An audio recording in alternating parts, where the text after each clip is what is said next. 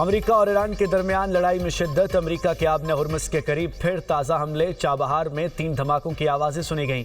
ईरानी media के मुताबिक अमेरिकी मिसाइलों ने बहरी निगरानी के टावर को निशाना बनाया। इराक की सरहद के करीब ईरानी शहर आवाज़ में धमाके सुने गए। अमेरिकी फ़ौज का ईरान के खिलाफ हमलों की नई लहर शुरू करने का दावा।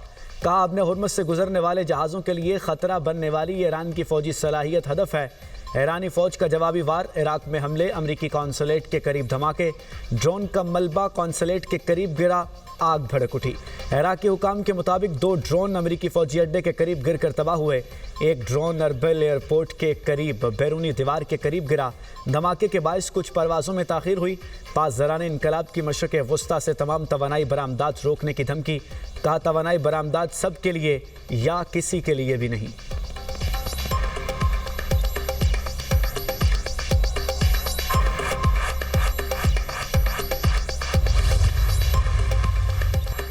अमेरिकी हमलों में ईरानी फ़ौज के 7 एहलकारों समेत 37 अफराद शहीद, 300 ज़ख्मी। अमेरिका की ईरानी शहर हंगाम, बमपोर, बंदर अब्बास, कैस, कशम, हर्मज़गान और सीरक में बमबारी। ईरानी मीडिया के मुताबिक सिस्तान में अमेरिकी फ़िज़ाई हमलों में ईरानी फ़ौज के 7 एहलकार शहीद। बमपोर फ़ौजी अड्डे पर अमेरिकी हमले में मुतादिद एहलकार ज़ख्मी हुए। जनूबी इलाकों पर अमेरिकी बमबारी में 30 शहरी शहीद।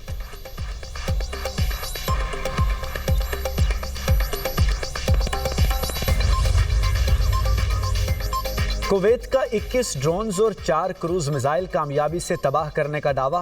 तर्जुमान वजारत दिफा कुवैत का कहना है कि ईरानी हमले में मुल्क की मुताद्दिद अहम तनसीबात को निशाना बनाया गया। हमलों में कुछ मकामात पर नुकसान हुआ, ताहम किसी जानी नुकसान या किसी के जख्मी होने की इत्तला नहीं मिली।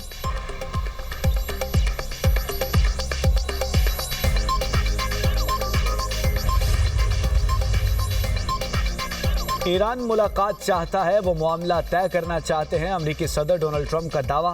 कहा, देखेंगे ईरान से समझौता करते हैं या नहीं।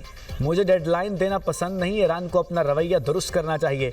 अमेरिकी सदर ने मजीद कहा, ईरान ने बड़े पैमाने पर अपने बेहतरीन मिसाइल इस्तेमाल कर लिए हैं। ईरान की तरफ से दागे गए तमाम मिसाइल मार गिराए। रवां हफ्ते ईरान पर मुख्तलिफ इकसाम के हमले किए जा सकते हैं। आबने हुर्मुज़ को खुला रखना चाहते हैं। आबने हुर्मुज़ में फ़ीस आयद करना चाहता था, लेकिन इत्तेहादियों ने मना कर दिया।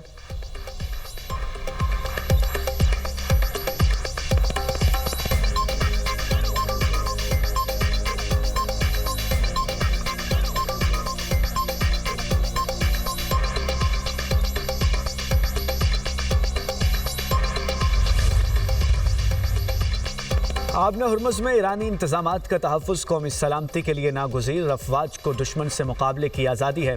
स्पीकर ईरानी पार्लियामेंट बाकर कालिबाफ कहते हैं, अमेरिका का मकसद ईरानी निज़ाम को गिराना और मुल्क को तकसीम करना है। हमारे पास मजबूत बनने के सिवा कोई चारा नहीं। मफाहमती याददाश्त से फ़ायदा नहीं होता, सो उस पर अमल का जवाज़ नहीं। मुज़ाकरात का मतलब समझौता करना नहीं है। मुज़ाकरात जंग के साथ मज़ाहमत की हिकमत अमली का हिस्सा हैं। ईरानी वज़ारत ख़ारजा के तर्जुमान इस्माइल बकाई कहते हैं, अमेरिका ने मफाहमती याददाश्त के तहत अपनी ज़िम्मेदारियाँ तर्क कर दी हैं। हमें भी अपनी ज़िम्मेदारियों से गुरेज करना पड़ा। मुज़ाकरात का इरादा नहीं, तवज्जो दिफा पर है।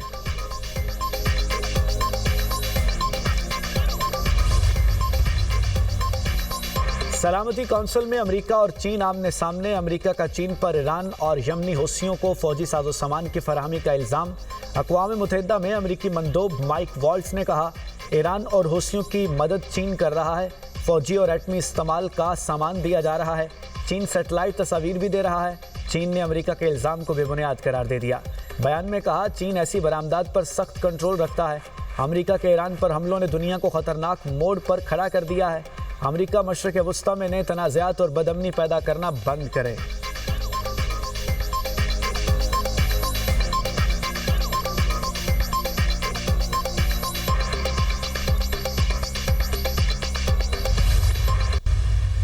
अगर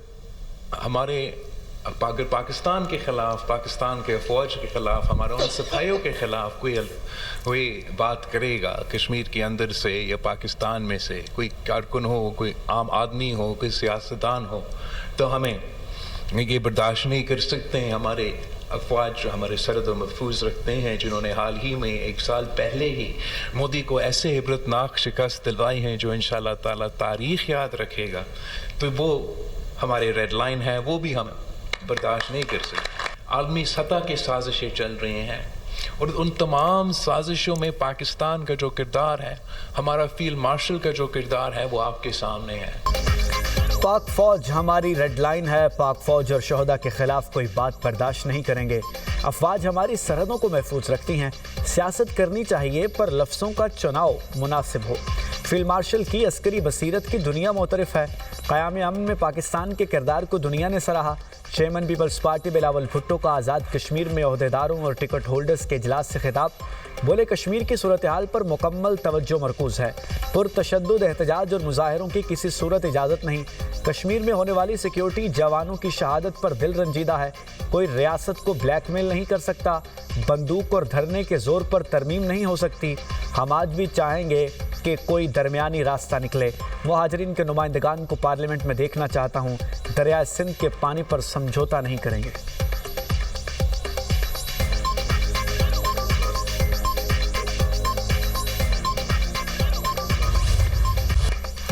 बिलावल भुट्टो ने आज़ाद कश्मीर के मामले पर ट्रुथ एंड रिकन्सिलिएशन कमीशन बनाने की तजवीज़ दे दी। वफाकी हुकूमत, आज़ाद कश्मीर हुकूमत और कलअदम एक्शन कमेटी को मुज़ाकरात की पेशकश। बिलावल भुट्टो का कहना है कि ट्रुथ एंड रिकन्सिलिएशन कमीशन तमाम मामलात का गैर जानिबदाराना जायज़ा लेगा। कमीशन के क़याम पर इतफाक़ होते ही लॉन्ग मार्च और धरने मौखर किए जाएँ। हुकूमत भी कमीशन की कार्रवाई तक मज़ीद सख्त इक़दामात से गुरेज करे। हर कश्मीरी की जान कीमती है। मज़ीद खून रेजी हर सूरत रुकनी चाहिए। पीपल्स पार्टी बहरान के हल में किरदार अदा करने के लिए तैयार है। पुरअमन एहतजाज हर शहरी का जमहूरी हक है। एहतजाज करने वालों को दहशतगर्द करार नहीं दिया जा सकता। ताकत के इस्तेमाल से नहीं, मुज़ाकरात से मसला हल होगा।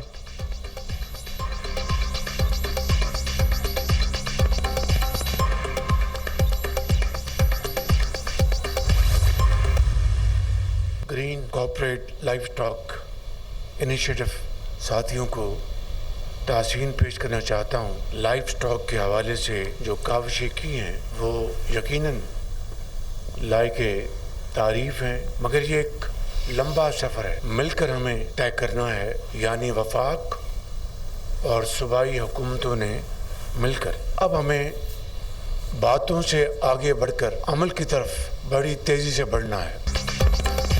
मेरिट पर समझौता हो रहा था। सिफारिशी लोग चीन भिजवाए जा रहे थे। मैंने पूरे सिस्टम को स्क्रैप किया। थर्ड पार्टी वैलिडेशन कराई कि नौजवान चीन से क्या सीख कर आए हैं।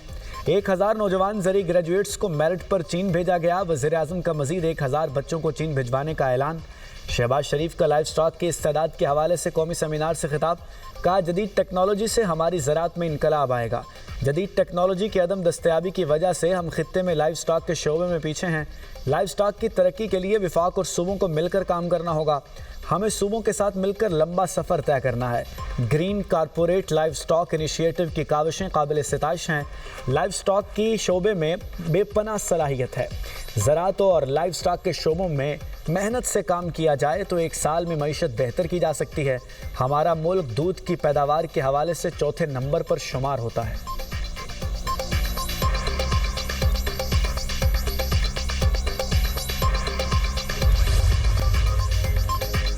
पेट्रोल बहरान सर पर मंडलाने लगा। ऑयल कंपनियों का हुकूमत को red alert. Oil companies advisory council ने वज़ीर तवानाई को हंगामी खत लिख दिया।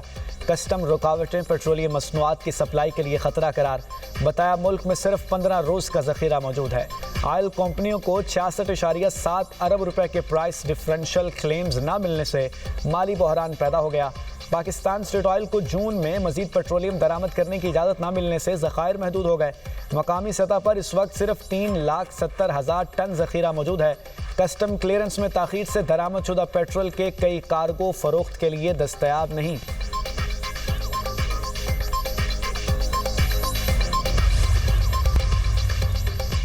मुल्क में मानसून का स्पेल जारी। लाहौर के मुख्तलिफ इलाकों में बारिश, गर्मी को जोर टूट गया।